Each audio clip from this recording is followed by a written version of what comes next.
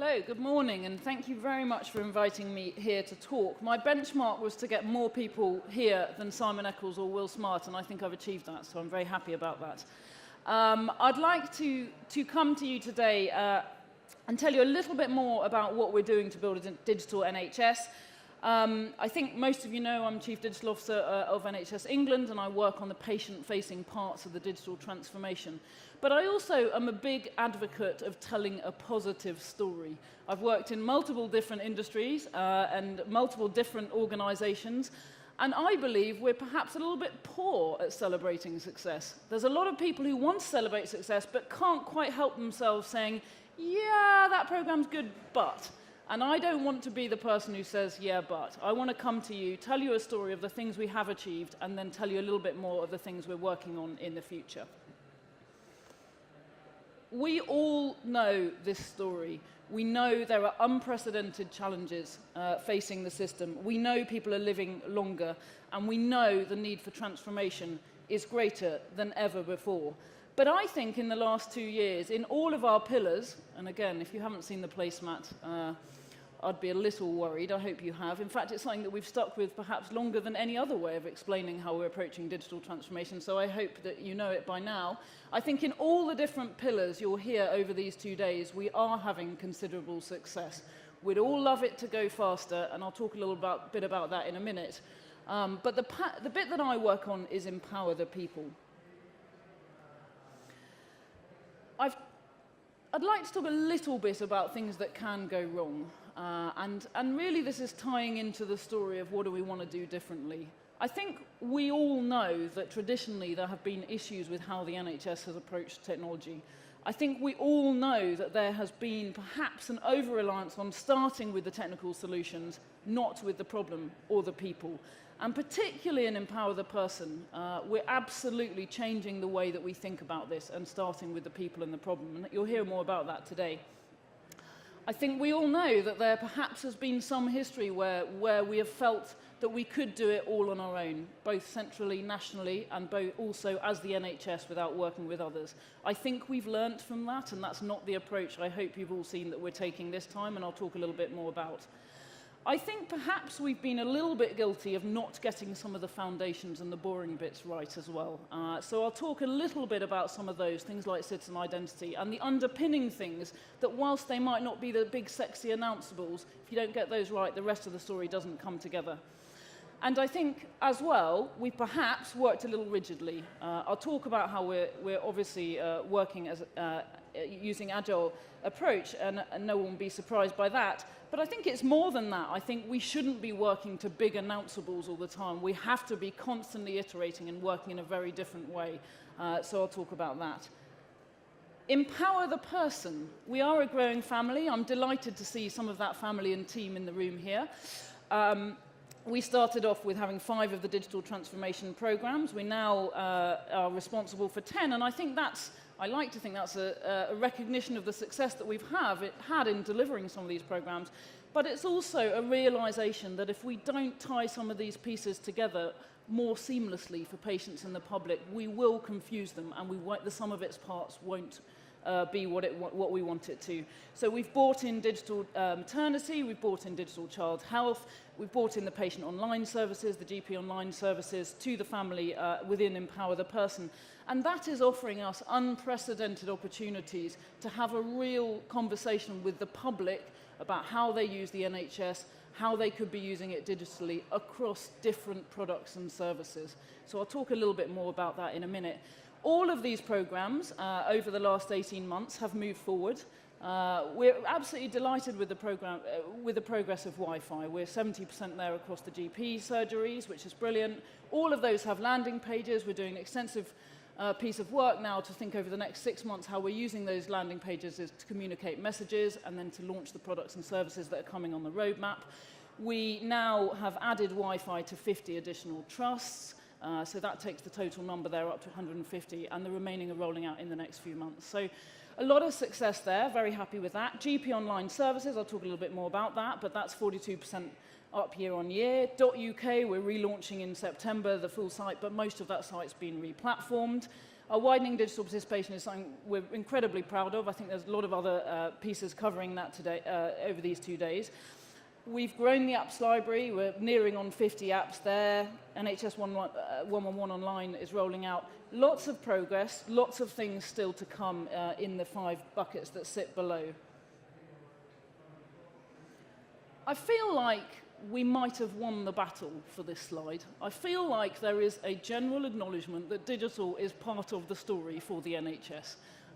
That probably was somewhat true 2 years ago, but even 2 years ago when I started having the conversations, there was a lot of, yeah, but is it going to be there for everyone? Is it going to work for everyone? Can everyone use it? We know not everyone will use every service we create, and that's okay. But I feel like there is a common understanding from the patients and the public, and also from the clinicians now, that we have to have digital as part of the NHS, and we have to redesign the service using digital tools and services. It's very rare now that a conversation goes along the lines of, it's not going to work, we can't use it. And for me, that is great news. So, I'm not sure there's any presentations here over these 2 years where 2 days, where someone won't bring up user needs. But I do think the work that we're doing in Empower the Person, we've brought in a lot of new skills, a lot from other industries as well, to actually show us really what that looks like when you put user needs at the centre. And that isn't just researching people, that's really understanding where we're getting things right and wrong for patients and the public in language that they understand.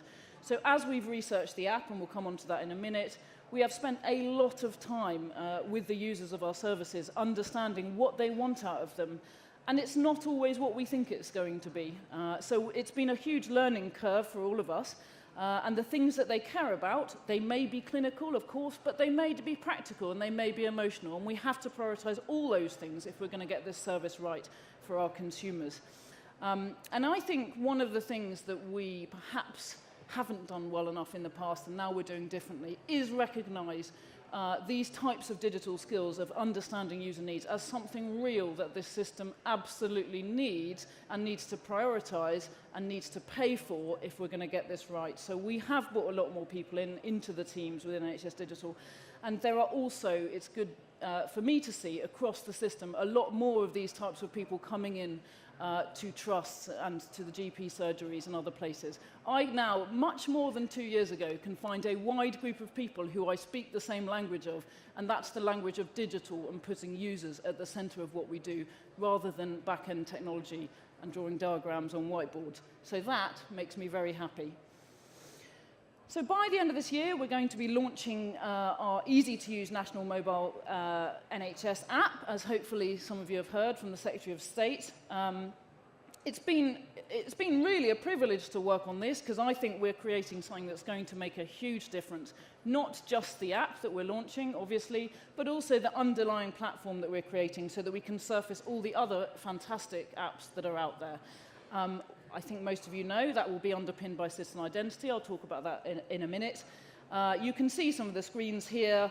It's all on track, which you'll be delighted to know, and the Secretary of State is delighted to know. We've had some pilots running, and we're on track for our September starting rolling that out, and for December rolling it out further. So we're pretty pleased with that. And when I spend time with the users using it and they say it's just so simple, it's how the NHS should be, you feel very happy, or I feel very happy.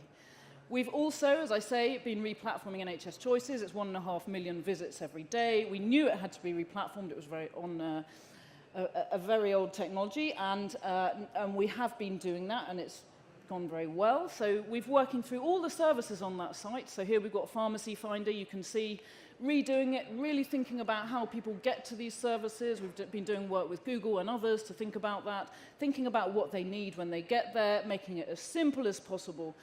And the value of this asset that we've created with NHS.uk is immense. We are constantly inundated with international requests for that content. We syndicate it out to 800 organisations. It really is a kind of national asset that we should be very proud of, and that lots of the biggest companies in the world are dying to get hold of. And more than that, for users, when things like the breast screening stuff happens, we use that site to communicate in a very simple fashion to people for whom they could be in a very nerve-wracking situation. And one of my career highlights was my mum saying to me, oh, I went to this NHS website and it was really clear and explained what I needed to do. And I, thought, God, you really haven't understood what I work on for the last 2 years. But B, I'm delighted that you got the information you needed because you were in the cohort of people affected by this and you went online and found that. So a real backbone to what we're doing is the patient online services, and we really are trying to build on what we've created there. I've said this before, but I want to reiterate it. The kinds of numbers of people using these services is incredible. And we know that at the GP practices where they implement it, it really makes a difference. So one GP practice called the Swan in Buckinghamshire signed up 1,200 people as part of a focused campaign that we, the Patient Online team, worked with them on. It halved its daily phone calls from 50 calls to 25, but after offering online test results to its patients, and the reduction in calls has given staff an extra 75 minutes of time a day, or 6 hours 25 a week to spend on other areas of that week. We know it makes a difference, and this has grown by 42% in 1 year. We've put a lot of effort into that, and frankly, most of the effort has been at the local level, and I think that really is a success that we should be very proud of and try not to say, yes, but it doesn't do everything we want it to do yet. It will do what we want it to do, and we're growing on it. We're growing it. So we know I spend probably about 50% of my time meeting other organizations, other brilliant innovators who've created fantastic products and services that really could make a difference to patients, really could take pressure off the system, and indeed make a difference in terms of clinical outcomes. And we know that we can't do it all ourselves, but I think we also know we haven't made it very easy for people to work with the NHS. Part of that challenge has been the technology. There's many other bits. We haven't been totally clear on funding. We haven't always been totally clear on who people should be speaking to. A lot of different bits that I talk quite regularly about to many innovators.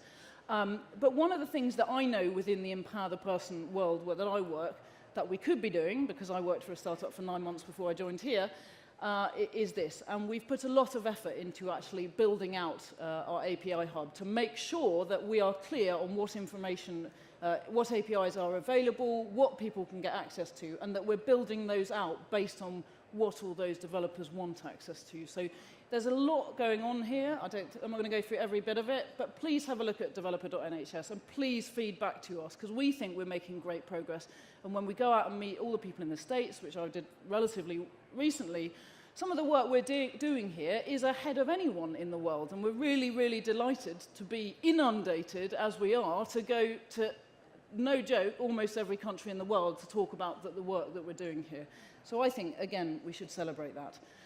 This is the apps library. It's building out. We've added new categories. We've added a subject close to my heart, pregnancy and baby. We know that currently the apps that are most used here are in the mental health space. So we are working on an integrated campaign with other parts of the organization and PHE to make sure that these apps, the ones that have been approved, tested, and meet our criteria of the digital assessment questions, are surfaced appropriately to all the people out there who could benefit from these every day.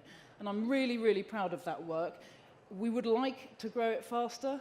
We have been doing everything we can to get partnerships in place, but we have to be sure we're doing it safely and securely if we're going to put the NHS brand on it. So it's a balance of volume versus thoroughness that I think we're all kind of quite familiar with.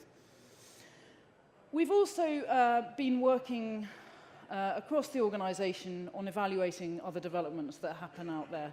And I think we've had some really interesting stuff happen this year with GP at Hand. We know there's been a significant demand for the service that GP at Hand has put out there. And we can't ignore that. We have to listen to it, but we also have to be very sure that we're evaluating it very thoroughly. And that has to be across the board evaluating the service to say what is the impact it's having and how do we need to make sure that when services like this come on board, and I'm sure it won't be the only one in this space, we are answering all the questions we need to answer, because otherwise it could hold back the digital transformation when actually what all these services should be doing is driving it forward. So we're doing a lot of work exploring how it's working, who it's working for, what it looks like, and we will be telling you more about that in the coming weeks. So foundations, citizen identity. I've said it before, I absolutely say it again, completely key to what we're trying to do, key to what every consumer organisation has had to do with their transformation. Very challenging to get right. We're going to go at the pace that's right, but we're delighted that we are at the point now that in the next couple of weeks we will be putting out the first service to test using this product. So you can see some of the images there. We were going to show a video, but it lasted for quite a long time, which would actually show you how you will use the identity service. We now have a pipeline of services, 20 services that are in the pipeline to use the citizen identity services. Those are all the first 7 of them have been triaged. I'll talk about that in a second. And we're doing all the assurance around those. So you are going to see, over the coming weeks and months, a set of services that start to use the citizen identity service that we've created. Again, help us get this right. Would love to know your thoughts as you start to see that. I try very hard with the teams, within the constraints of what we're allowed to do, to be open about what we're doing, to blog about it, to tell people about it, to come to events and tell people. We need all of you to tell us we've got that right. We're working with quite a number of you, so some of the Leeds PHR work out there, the Red Book work out there. There's a number of services that we're going to be open about, the ones that we're going to be working with, that we'll be testing this with. But also I want a wider group of people to be asking me and telling me whether they think we've got this right. So as we say, we've got expressions of interest from 8 NHS organisations and 6 suppliers and 5 STPs.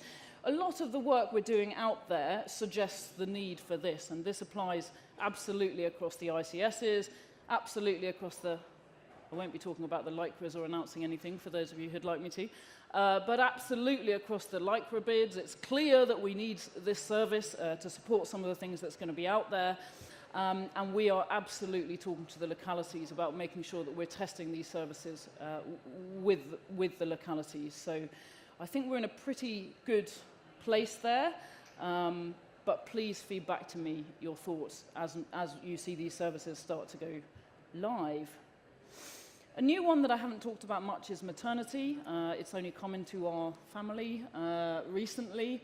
I think some of you know that 3 years ago I was 2 roads away from here, taking my 10th emergency ambulance to hospital, and fortunately not giving birth since I was only 22 weeks pregnant, but then spending most of 5 months in Chelsea and Westminster Hospital, where they did save my life and my daughter's life.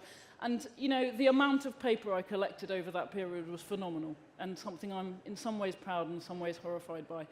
It still sits in my house. But it would have been so much better if I could have referred to an online book, online health record rather than carrying around the enormous book. And of course that journey then goes into digital child health with the Red Book. We all love our Red Books, but obviously we think there are things you can do with digital Red Books. So we now have this piece as well, and we have been working on a plan to accelerate the use of maternity PHRs. So we have selected from a number of people who applied to 19 adoption areas where we're going to be accelerating the use of maternity health records. And this will cover up to 170,000 women. Don't know whether you know, but there's between 600,000 and 700,000 live births a year. And that is obviously an enormous opportunity for us to start a real digital relationship with the public, with a group of people who absolutely, from the research, want to engage with us digitally. So we will be increasing the number of people who have access to a digital maternity health record from about 0.1% to 25% over the coming months. So I think that's something that, again, I'm really excited that we've got off the ground. It's a local initiative that we're supporting nationally, and that's how it should be. And we're going to be working with them to make sure that they work to the right standards that we would expect them to, and obviously linking that also to the LICRAs. So in terms of design, I think it's something that we've been traditionally very bad at, and actually a lot of things that we could do in the NHS much better come down to better design. So we've been doing a lot of work here. We have released an updated NHS digital service manual, and that sets standard around design. You can go online and have a look at it. I will share that with the group. if that helps. And the idea here is obviously that we can make a better experience for users by doing this. I don't think it will surprise anyone, and make a much better journey for users. So that will apply to the internal products that we work on, of course, but we're also putting that wider to say this is what we think good looks like in terms of design for the NHS. So what I want to do is create delightful user experiences, and many of my experiences with the NHS have not quite got there yet. But I hope you'll feel that the products we're putting out there are getting closer to something that we can be very proud of, and that also we're being much clearer on what we think good looks like for other products that the NHS uses. Not sure I need to explain this point. It's not going to surprise you, given we are the digital team, that we're working in this way, but it is the case that we work in an environment that doesn't always work in this way, and that causes us some headaches. When I first joined the NHS, fresh out of my startup and super keen to change the world, having just spent 6 months in hospital, somebody who shall remain nameless but now is a good friend of mine from the Department of Health pulled me aside and said, "You have to understand, Juliet, that we are the rocks and you are the waves." And I thought, Christ alive, this is not going to happen as fast as I want it to. But what I'm hoping is that with all of you out there and all the new people who are coming into the NHS and absolutely want to move at pace, that we will create the storm that will move the rocks. We are publishing our roadmap. Again, I've said it before, it's a slightly crazy thing to do in the NHS. It's not something we've traditionally done, but we like to be open, tell people what we're doing, because then you can tell us what you think of what we're doing. And that is absolutely available online. If you go to the, I don't know whether we've got the URL up there. Caroline, is it on there? No. On .uk, okay. So you'll be able to find that, have a look at it and feedback to us. It tells you all the different work that we're doing. It tells you what's being delivered. You can then drill into this and find more detail on some of the things that I've talked about. And amazingly enough, when you start doing things like publishing a roadmap, the rest of the P2020 portfolio says, oh, I quite like that, actually. We could do that as well. So I like to think that we're slightly changing the culture as well to say it's okay to tell people what we're doing and to get their feedback. And if something moves by a month, the value of the fact that we've told people what we're doing is greater than the fact that it moves by a month and people tell you haven't delivered on time. So we're trying our best to be open, and hopefully that will be of value to everybody out there. So what's coming next? So we've talked about the app, we've talked about what's happening there, we've talked about the Digital Services Design Manual. We also are putting additional information out around the personal health records, to give more guidance on what we think good looks like. And I think over the next 12 months, you can expect a lot more coming out with us working with the localities to say, what do we think good looks like for patients and the public in health? I think there is a different level of understanding around what good looks like. We're not going to say exactly what it looks like, but I think we do need to be a bit clearer on how we expect the front-end experience to look for patients, how we expect that to look across primary and secondary care, how we expect those things to talk to each other. We know we have a number of different initiatives, from online consultations to the app to all the different things, and we have to be a bit clearer in the coming months, which is what we're working on at the moment, on how that story comes together to make sure we make the most of all the digital services that we're creating. So yeah, we've got Red Book on there, digital maternity pilot, Citizen ID. It's going to be a busy time for us, but hopefully we'll continue, and it really is we've got us at NHS England and some fantastic people at NHS Digital supporting us on all this work, that we continue to do what I think we have done, which is deliver the things that we say we're going to do. So what's different? We're working closely with users, we're opening up to outside expertise and bringing people in who've done this before in other industries. We're making sure that we're clear on our standards and our core systems, and we're trying to work in a very different way. It's not always easy, but I will say I go to work, and not every day, most days, work with some of these people who are standing by the door and others in the audience, and really feel that we're actually delivering a lot of value. So thank you very much.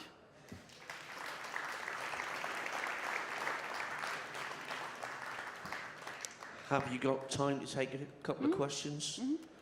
Obviously, I'll screen out anything about Lycra. As long as they're really nice ones, and they're not from Ben Heather from the HSJ, where he is, I'll absolutely take them. Yeah. One over here.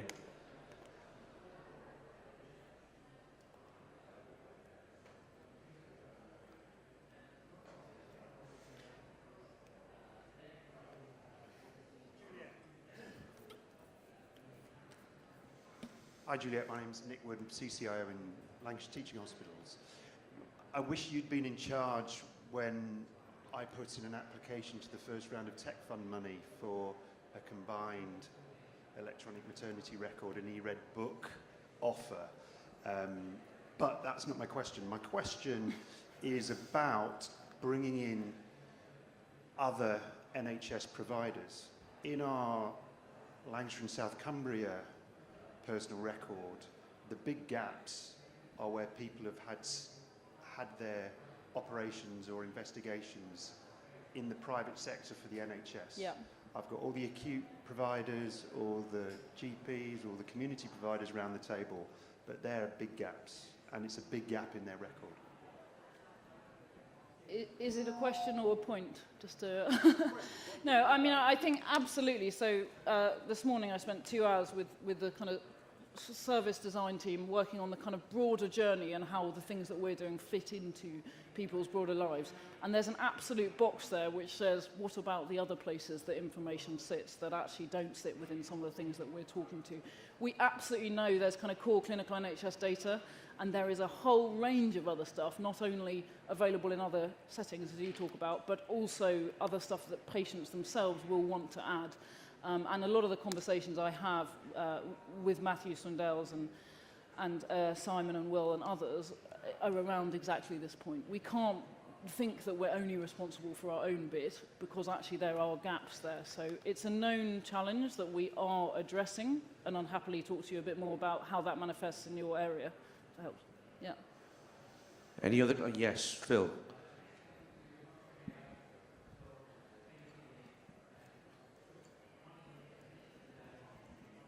Hi, Philip Graham, Lancashire and South Cumbria again, so we've made it down en masse.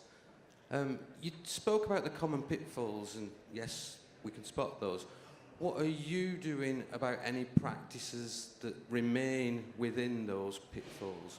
And what can we do if we spot practices with suppliers, providers, national organisations that still have those pitfall behaviours in them?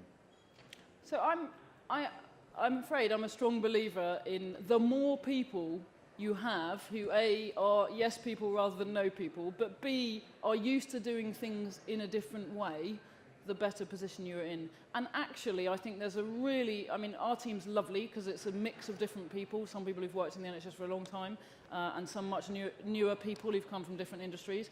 And what we really try to do is be collaborative around this is how it can be done, but also respect the fact that it's been done in different ways, and actually there is a reason why it's been done in those ways. So for me, it's bringing people who are used to working in different ways and work collaboratively to make sure the people who actually most often contain most of the knowledge that we all need as the new digital people to succeed, because we don't know all the things about the sector and what traditionally has happened in the service, make sure that they're working in teams to kind of do it together rather than punish, which I think is probably not the best route yet.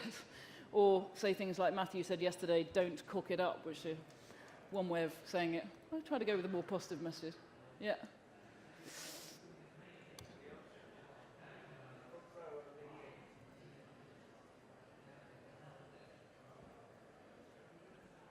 Hi Juliet, Liz Evanstad, Computer Weekly.